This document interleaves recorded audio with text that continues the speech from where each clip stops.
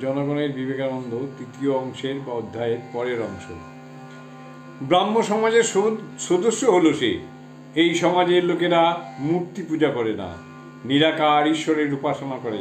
তাদের মন্দিরে গিয়ে সে ধ্যান করে, কিন্তু না, পরাণের তৃষ্ণা মেটে না। যাকে খোঁজে তার নাগালই পায় না। তবে কি তিনি নেই? সে সময়কার বড় বড় সাধকদের কাছে সে গেল, আকুল হয়ে শুধল, আপনি ভগবানকে দেখেছেন? কিন্তু হায়, কেউ স্পষ্ট জবাব দিলেন না। মনের বেদনা বেড়েই চলল, জ্বালা ধরে যায় মনে। কোথায় পাওয়া যায় এ প্রশ্নের উত্তর?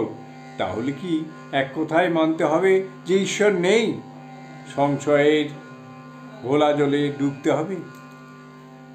কোথায় পাওয়া যাবে সেই পরশ পাথর, যার ছোঁয়ায় সব সংশয় দূর হবে, বিশ্বাস ফিরে পাওয়া যাবে, সমস্ত লোহা হয়ে যাবে সোনা?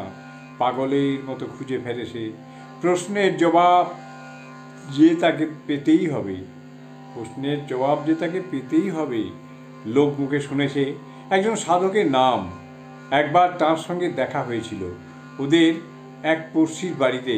সেই একবার দেখায় তিনি তার মনে খুব একটা ছাপ ফেলতে পারেননি। কিন্তু এবার এক আত্মীয় তার কাছে যাওয়ার জন্য নরেনকে উপদেশ দিলেন। পরের অংশ।